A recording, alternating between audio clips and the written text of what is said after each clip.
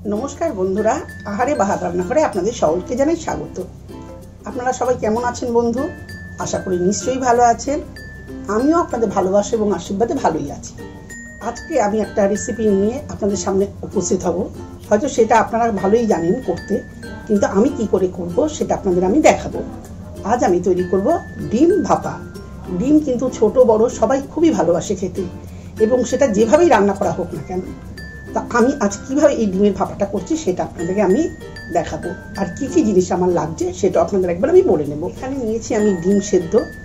ডিম সেদ্ধগুলোকে আমি একটু ছুরি দিয়ে চিড়ে নিয়েছি।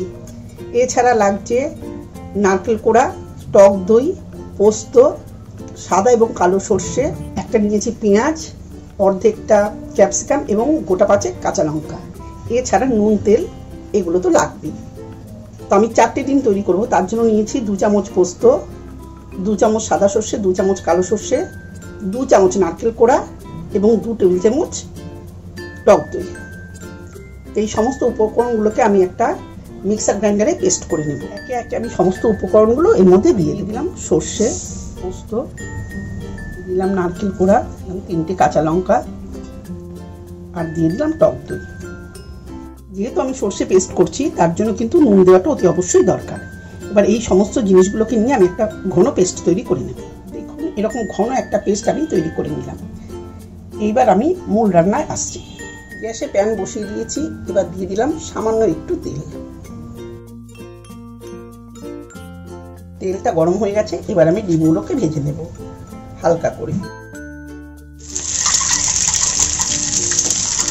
এবার এর মধ্যে দিয়ে দিলাম ক্যাপসিকামটা আর পেঁয়াজগুলো। এগুলো দিয়েও একটু সামান্য আমি নেড়ে নেব। দিয়ে দিলাম 1/2 চামচ নুন।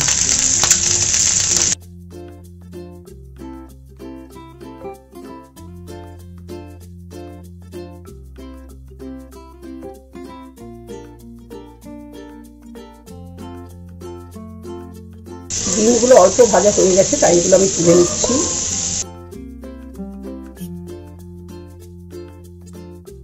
আর ক্যাপসিকাম আর পেঁয়াজটাকে আমি আরেকটু ভেজে নেব। ডিম রান্না করবো অথচ পেঁয়াজ দেবো না সেটা ভাবতে পারি না, তাই আমি একটু এখানে পেঁয়াজ এবং ক্যাপসিকাম দিলাম। ইচ্ছে করলে আপনারা কিন্তু এটাকে স্কিপ করতে পারেন। এবার পেঁয়াজটাকে আমি মিলিয়ে দেবো। এইবার সমস্ত উপকরণগুলো আমি ডিমের সাথে দিয়ে ভালো করে এটাকে মেখে নেব। দিয়ে দিলাম ক্যাপসিকাম।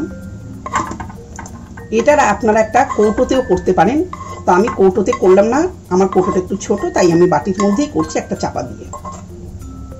দিয়ে দিলাম এই পেস্টটা।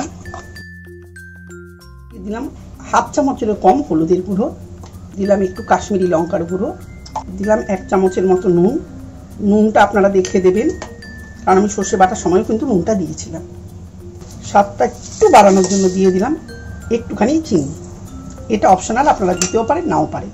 এখানে আমি 4 চামচের মতো সর্ষের তেল দিলাম। সর্ষের তেলটা আপনারা আপনাদের ইচ্ছা অনুসারে দেবেন। এবার সমস্ত উপকরণ দিয়ে আমি ভালো করে এটাকে মেখে নেব। সেই একটু জল দিয়ে আমি সেই জলটাও দিয়ে দিলাম। এটা কিন্তু খুব একটা পাতলা হবে না, একটু ঘন ঘনই হবে। এবার সমস্তটা দিয়ে আমি ভালো করে একটু মেখে নেব। মাখাটা আমার হয়ে গেছে। এবার দিয়ে দিলাম 3টে চেরা কাঁচা লঙ্কা। ঝালটা আপনারা আপনাদের স্বাদ অনুসারে দেবেন। এখানে আমি একটা ডেচকি বসিয়ে দিয়েছি এবং ডেচকিতে কিছুটা পরিমাণ জল দিয়েছি আর একটা স্ট্যান্ড দিয়ে দিয়েছি। জলটা ফুটতেও শুরু করেছে। এবার আমি দিয়ে দেব এই বাটিটা আস্তে আস্তে করে আমি এর ভেতর বসিয়ে দেব। এবার একটা ঢাকা আমি এর উপর দিয়ে দেব। ঢাকা এই চাপাটা দিয়ে আমি এর উপর একটা নোড়া বা যে কোনো ভারী জিনিসই আপনারা বসিয়ে দিতে পারেন যাতে উল্টে না যায়। আর এবার দিয়ে দিলাম একটা চাপা। এইভাবে আমি মিনিট 10 এটাকে হতে দেব। আমি 20 মিনিট এটাকে দমে দিয়েছিলাম। এবার আমি দেখে নেব যে কিরকম হলো এটা। এবার আমি একবার খুলে দেখে নেব যে কিরকম হলো।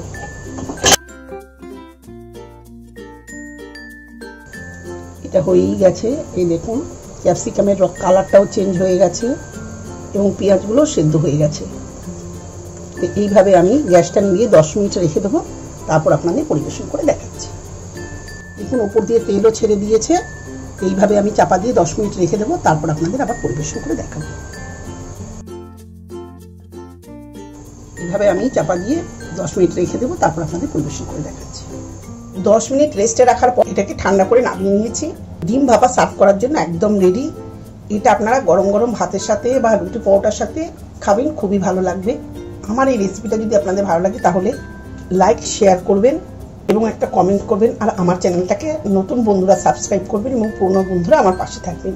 আজ এই পর্যন্ত, আবার আপনাদের সামনে এসে উপস্থিত হব নতুন কোনো রেসিপি নিয়ে। ততদিনের জন্য সুস্থ থাকুন, ভালো থাকুন, ধন্যবাদ। আর আমার নতুন নতুন রেসিপি পাওয়ার জন্য পাশে থাকা যে বেল আইকনটি থাকবে সেটাকে প্রেস করে দেবেন, তাহলে যখনই আমি কোনো নতুন ভিডিও উপস্থাপনা করব তখনই আপনাদের কাছে সেটা পৌঁছে যাবে।